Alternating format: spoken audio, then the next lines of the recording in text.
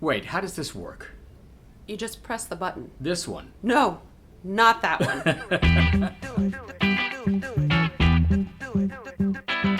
You're listening to Press the Button, a Ploughshares Fund podcast dedicated to nuclear policy and national security. Everything seems impossible till it happens. Everyone would be affected by a nuclear war. Our government is planning to spend trillions of dollars to develop new nuclear weapons that we don't need. You can't win a nuclear war. We are all experts on nuclear weapons because we are all going to be affected by those nuclear weapons. And here are your hosts, Joe Cirincione and Michelle Dover. Welcome to our special year's end and decade-ending episode of Press the Button. I'm Joe Cirincione, the president of Ploughshares Fund. I'm Michelle Dover, director of programs. And this will air on New Year's Eve. So if you're listening to this, then we survived 2019. Congratulations, all. And we survived the seventh decade of the nuclear age. And I got to tell you, at the beginning of this decade, things looked pretty good, but not so much at the end. We're going to go through that with you to outline the threats, the challenges, the big issues of the last 10 years. But we're going to start by just a quick review of 2019, the nuclear year in review. Michelle, let's trade threats. Threats, okay. Let's look at what each of us thought were the big nuclear threats for 2019 and how they fared. Why don't you start? What's your number one threat of the year? Number one threat was that arms control apparently did not spark joy for very many people. And so we saw the cleaned house, right? They're cleaning out the nuclear arms control closet. That's absolutely true. They started jettisoning treaties right and left. And, these are treaties that are while facing challenges, still working. We saw the elimination of INF. We have questions about open skies, which I don't think I was anticipating at all. The potential extension for New START is not looking good. And I think most importantly, and the reason it's number one for me, was that there is nothing being put in place to replace them. Right. That's exactly right. And that's some of their aims, that the people who are tearing down this architecture never liked it in the first place. They want maximum flexibility, maximum options, no limitations on U.S. nuclear forces, in part because they think they might have to rebuild the nuclear arsenal, go back up to face the threat of China. So what's your number one?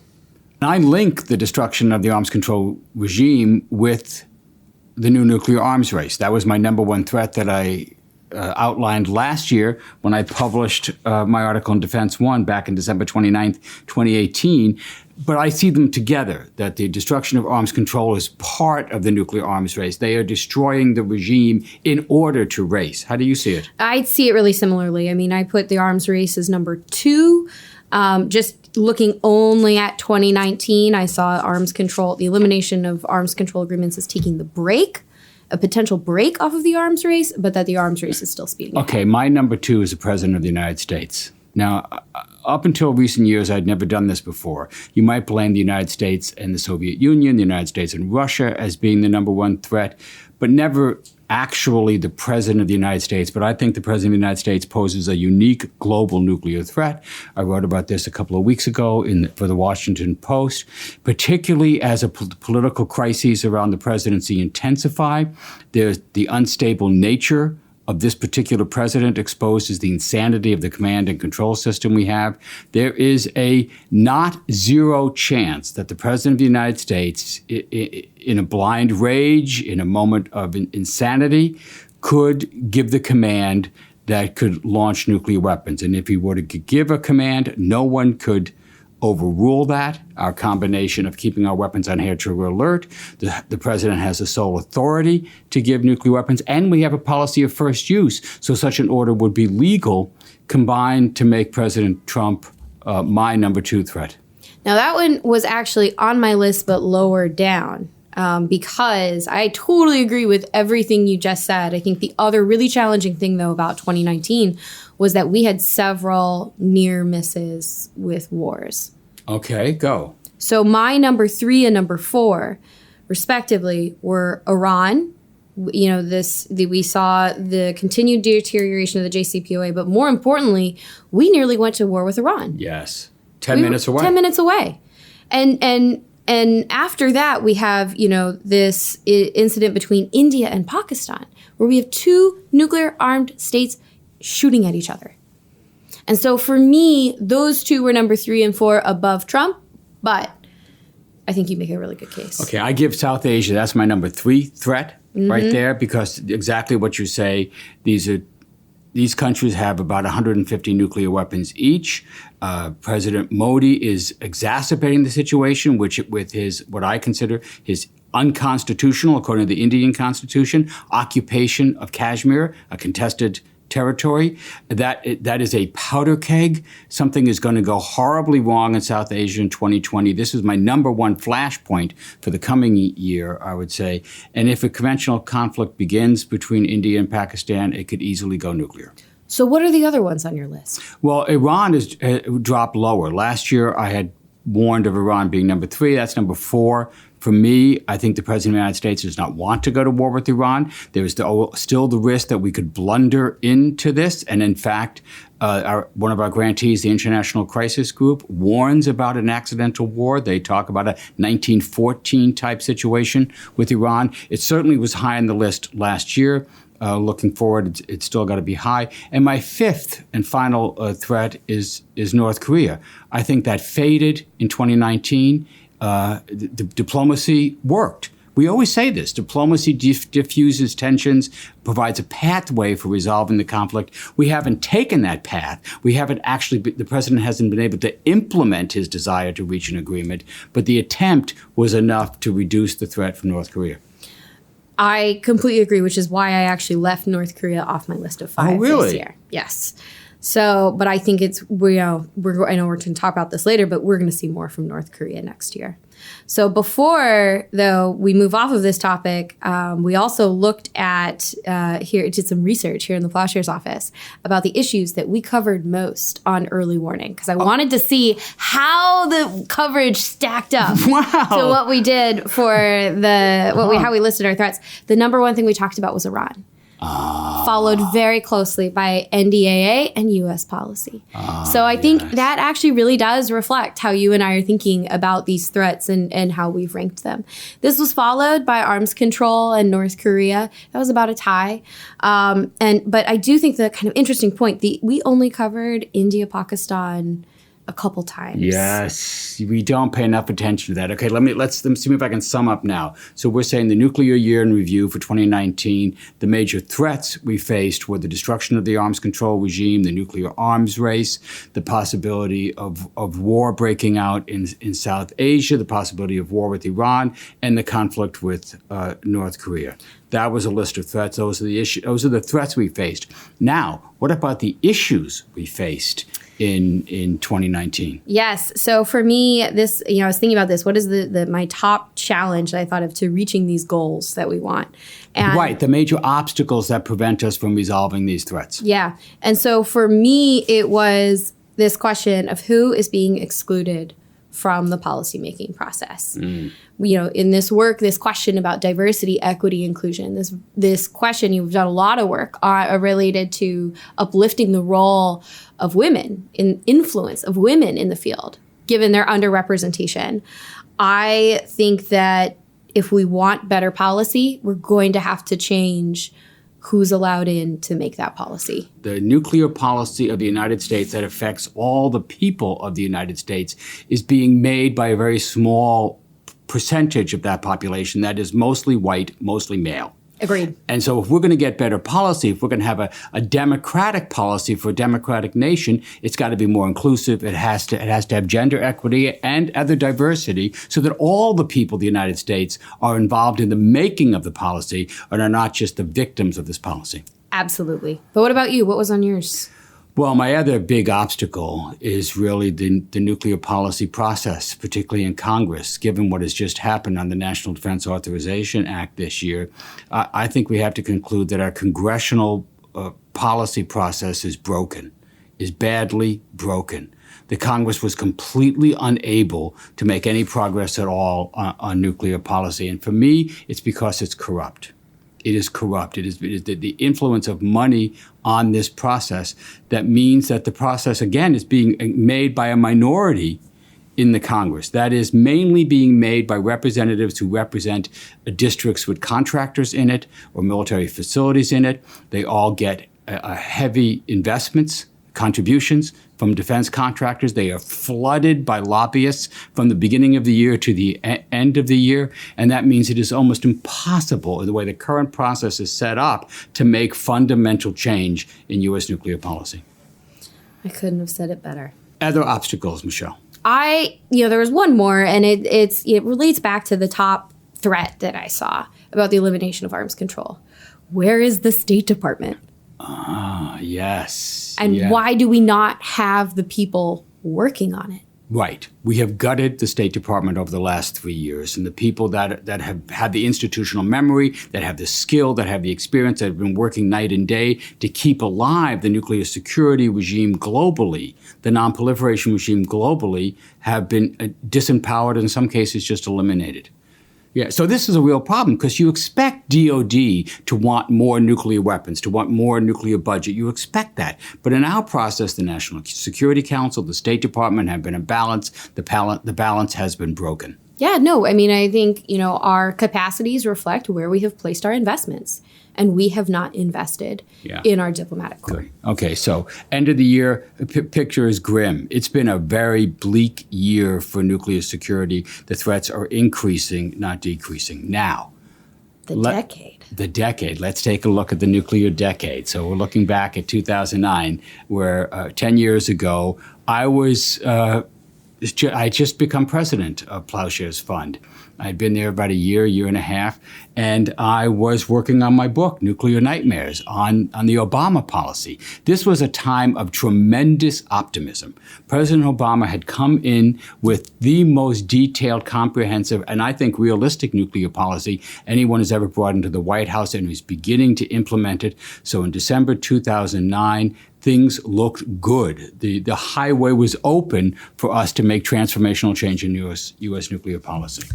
Well, I was not writing a book. I was finishing up the GRE, and I was a senior in college, despairing over the state of the job market. Because I want you to remember, if things looked rosy for nuclear policy, things did not look so good for the economy. Right. The recession was still in full force. Yes. And so it was in 2010 that I first had my initial contacts with the nuclear policy community.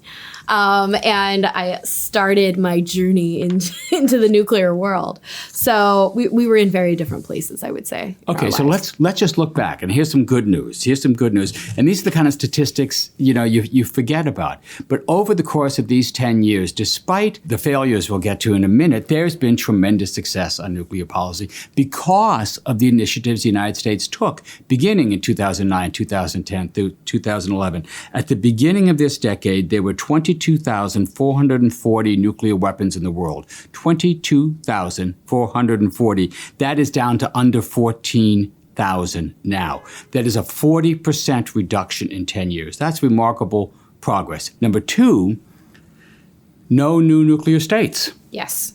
All right? These are big. These are the primary ways that we measure how we are doing. Right. So the last nuclear state to emerge was North Korea. They tested their first weapon in 2006, in the previous decade. No one else has tested. No one else has developed a weapon in the last 10 years. This is good. So the nuclear arsenals held by the rest of the countries, there are 9 nuclear armed states. U.S. and Russia have the most.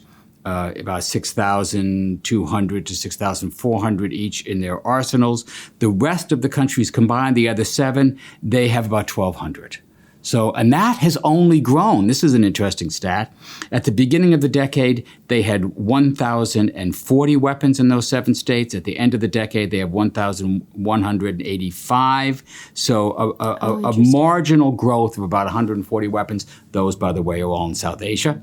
And so we sort of held the nonproliferation regime together over these last 10 years. And the other area I think that you saw a lot of change as well. When we're not just talking about the weapons, but about the weapons usable material, right? So we had the Nuclear Security Summit process that brought together more than 50 world leaders at 4 summits. This resulted in over 900 commitments. And over the course of the summits, at least 8 participating states eliminated their stockpiles of weapons usable materials. And this included Ukraine. Yes. Well before the conflict erupted. Right. Ukraine had highly enriched uranium that it was using for civilian purposes, and part of the initiative that President Obama started and that Laura Holgate helped direct, who was on our podcast a few weeks ago, got the highly enriched uranium out of Ukraine. Think how much worse the current war, the current crisis in Ukraine would be if that HEU was still there. And that's related to, that was in response to a threat that I think we really don't talk about as much anymore. Well, that's because policy matters. So at the beginning of this decade, the number one threat that U.S. national security strategy saw to the United States was nuclear terrorism. It didn't even make our lists, right? And that's because of policy. We took action. The president had convened in April of 2010 in Washington, the largest gathering of world leaders ever to talk about nuclear policy, the largest gathering of world leaders ever in Washington in his Nuclear Security Summit. And he started a multi-year process to secure the materials, reduce these arsenals. It worked, especially in conjunction with the actions we were taking under Republicans and Democrats to break up the terrorist networks. So that's the reason that we talk a lot less about nuclear terrorism now than we did then. In fact, going back even 20 years after 9/11, I think most experts in 2001, 2002 would be stunned to realize that we reached the end of 2019, that we are in 2020, and there hasn't been a nuclear terrorism incident, not even a dirty bomb. That's because of policy. Go team. Go team. Good work, guys. Good work. However, we have to talk about how far we've come from those heady days at the beginning of the decade. And here's something to remember. This, I'm going back to my book. Yes, I see. Nuclear Nightmares. I've opened it up. See, because the Obama agenda did something very clever. It combined all the aspects we just talked about. Reduce, prevent, and secure. Reduce the global arsenals, prevent new states from emerging, and secure the material so there's not nuclear terrorism. And all these things work together. They feed off each other. Progress in one encourages progress in the other. So there was a lot of skeptics about Obama's plan to eliminate nuclear weapons, to make the elimination of nuclear weapons the core principle, the core organizing principle of U.S. nuclear policy. But here's a veteran, skeptical Washington Post columnist Jim Hoagland writing in April of 2010 after Obama had secured the New START agreement with Medvedev. He had arrived at the negotiations that they concluded in April 2010. He had held the Nuclear Security Summit, and he had released the new Nuclear Posture Review that started to reorient U.S. nuclear policy. Quote, says Hoagland, President Obama has turned the once utopian-sounding idea of global nuclear disarmament into a useful tool for U.S. foreign policy. His well-conceived, confidently executed 3-part movement in statecraft this month should banish the notion that Obama's ambitious nuclear goals spring from naivete or inexperience. So you can have these lofty goals that we still espouse and make concrete gains for U.S. national security. That's what it looked like at the beginning of the decade.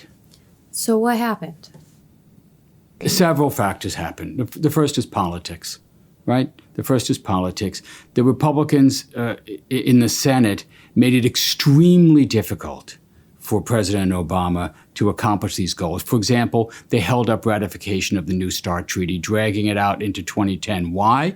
Because they did not want to give a Democratic president a victory in an election year. Notice, by the way, how differently the Democrats approach this kind of thing with things like the trade deal that they just gave, a victory they just gave to the president. So that's number one. Number two, the Russians stopped cooperating. Putin came to power, and he started dragging his heels, putting all kinds of conditions on what was supposed to follow New START. That was just the stopgap measure. There was supposed to be a big treaty to go to cut 1/3 to 1/2 of both countries' arsenals. That was supposed to be the big victory. But after 2010, the Obama team was exhausted. When the Russians put up resistance, there was very little stomach to push them even further. And finally, I would say number 3 is that in order to get the New START treaty through the Senate, they had to promise so-called modernization funds, big new investments to build new nuclear weapons. And when the arms control process stalled, the contracts did not. The contracts outpaced the policy, and we ended up with this almost $2 trillion bill we now have for a whole new generation of nuclear weapons that the Obama team never thought we were going to have to build. Well, and for me, it's not just the U.S., right?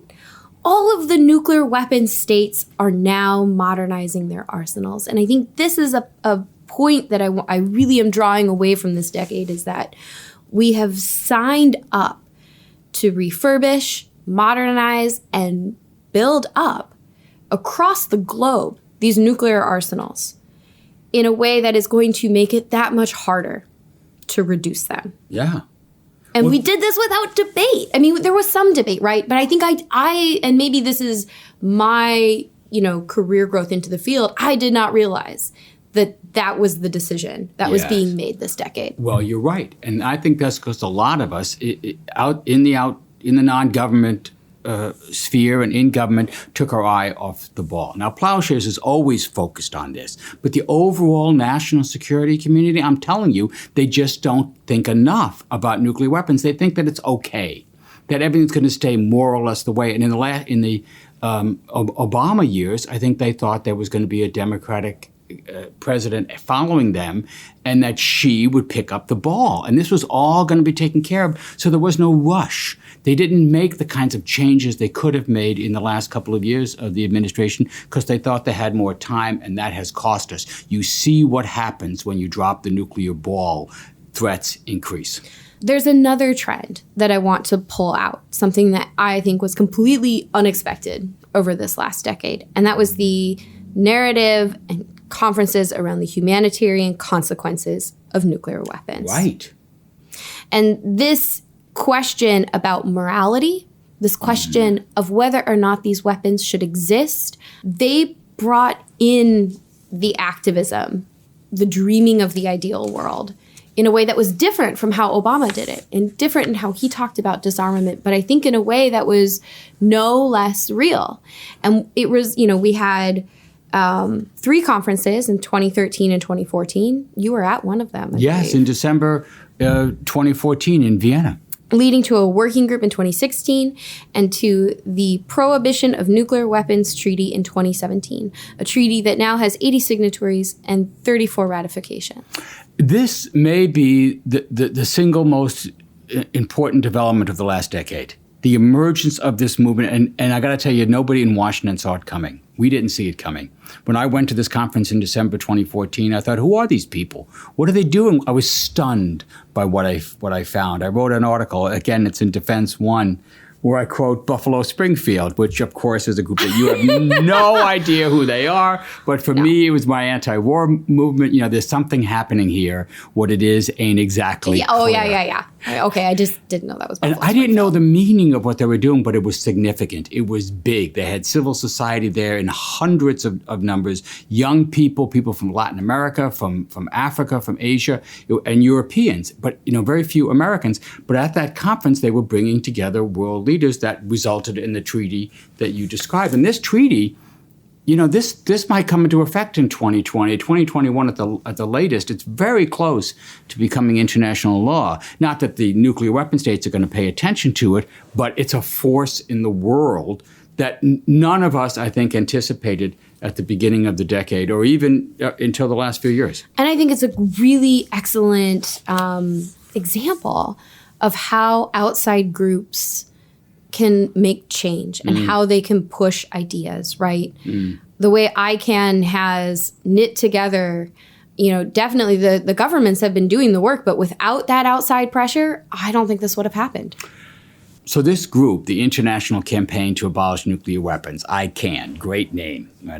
We gave them a grant about this time. It was a small grant, but it helped them during a key time when they were having some financial difficulties and they could keep the lights on. And it turned out the bridge between having those conferences and then being able to translate that into political action at the United Nations. I look back, we've been funding them since, but I look back at that grant as maybe the single most important and effective grant we gave as Ploughshares Fund over the last 10 years. So thank you, Ploughshares donors. This is your money at work. So those are great trends. Any others, Michelle? Yeah, one last one. This rise of open source analysis, the great work that's happening out at the Monterey Institute under Jeffrey Lewis or at the Open Nuclear Network with Melissa Hannum. When we started this decade, people didn't have access, nor was the technology as good as it is now in terms of satellite imagery, in terms of data analysis, in terms of the internet, right? Like everyone was all excited about Skype. And you end the decade with an incredible level of transparency, in the difference of those 10 years. And I think a really great example of this is how it's shaped the debate around North Korea. How it's challenged and corrected government positions of what North Korea actually has, what it doesn't have, and where it's headed. Yeah, it's put enormous analytical tools in civil society and outside government that allows us to not just check what the governments are telling us, but to independently alert to the threats that we see developing and provide an independent analysis to what the government is proposing. Are there any other trends that we'd see? Can I tell you what you talked about ICANN as one of your most single inspiring moments. For me, it was getting the Iran deal. Mm-hmm. And that for me was the moment where I saw, when we talk about the power of outside groups, reading through all of those statements from representatives and senators on why they voted the way they did back in 2015. So many of them cited experts that we worked with, advocacy groups that had been mobilizing their membership to call in. For me, it was really a response to what the public wanted. And that was, I think, for me, one of the most inspiring moments over the past decade. You're right. You're right. I mean, that was a 6-year effort. We raised and spent over $12 million to, help convince from the outside the U.S. and Iran to negotiate in the first place, provide expert commentary at that point and analysis of what a deal could look like. And then once a deal was reached, to defend it against the ferocious assault that it met in this town by people who didn't want any agreement whatsoever with Iran, who wanted to go to war with Iran, which, remember, is another thing that began this decade. In 2009, 2010, there was a drumbeat that was building for war with Iran. We quieted those drums. We provided a diplomatic solution to the Iranian nuclear program, stopped it, rolled it back, froze it, put it on the most intrusive inspection regime ever negotiated on the planet, and provided a diplomatic path to resolve the other differences we had. That is now teetering on the brink. That is now teetering on the brink. But at the time, it was the most successful campaign I've ever been involved with. Probably my proudest moment of the last 10 years with Ploughshares. Well, maybe that's the right segue then to what we expect to see in the next year and in the next decade. We're sometimes seen as nuclear Cassandras, warning about these threats that then don't happen. But remember, the curse of Cassandra was that people didn't believe her, not that she was wrong. And we can look back at these last 10 years and you see what happens when outside experts and outside groups like us warn of the nuclear threats and policymakers listen and they adopt effective policies that reduce the threats, right? That avoid the wars. And I think we can look back at in the last 10 years and say that is mostly what characterizes the last 10 years. But that's all up for grabs right now. I think we're at a nuclear inflection point.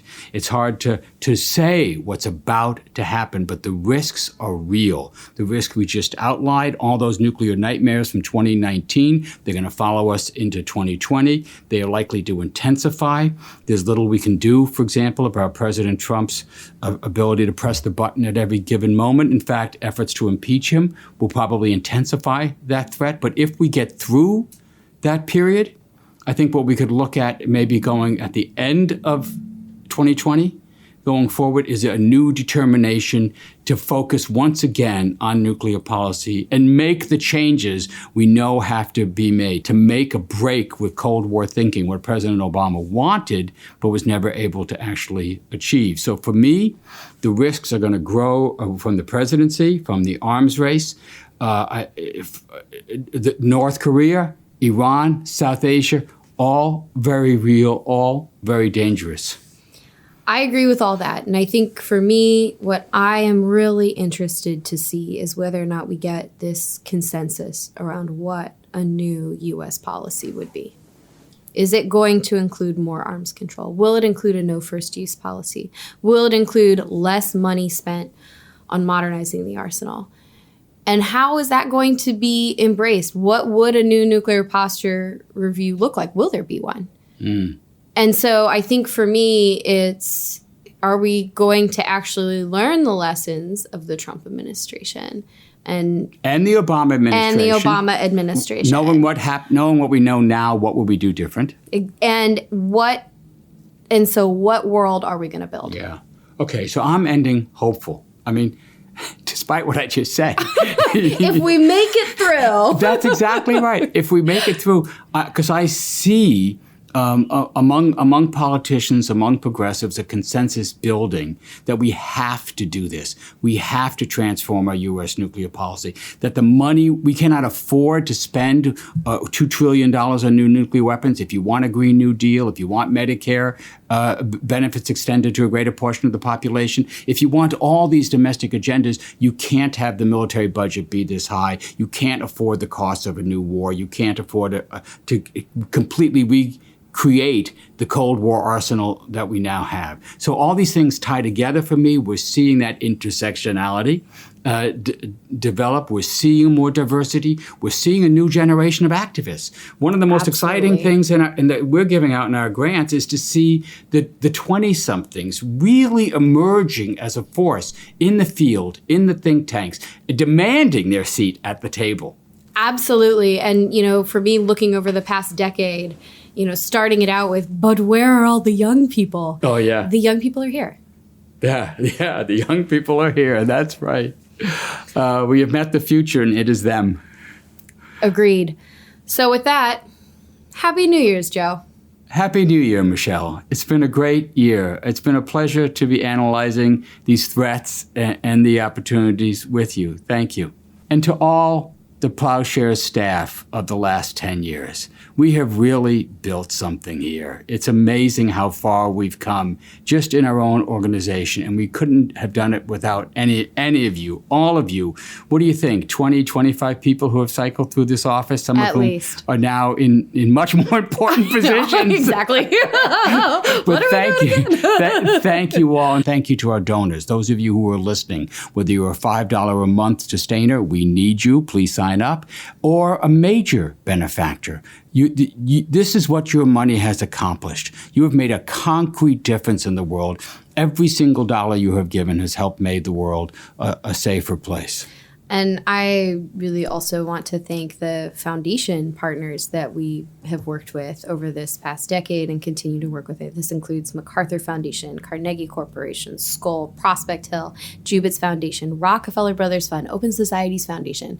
It's really been incredible to work across foundations. Right, a great 10 years of a growing, more collective, more cooperative partnership. And thank you to the guests who have been on early warning. This is our 38th episode, our last of the year, our last of the decade. So that means we've had 37 guests come on and be subject to our interviews. Thank you all for the contributions you made and to the analysts who have been guests on Early Warning. Michelle, what do you think? Yeah, I mean, I think we've had at least 24 guests. It's really been fantastic just to meet the people who are out there doing the work. And it's been fantastic doing this with you, Michelle. It's been remarkable. Much more fun than I ever thought it was going to be.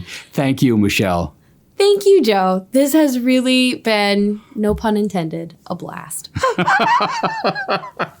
So a happy new year, happy new decade. We are looking forward to working even harder in 2020 to achieve the peace and security of a world without nuclear weapons.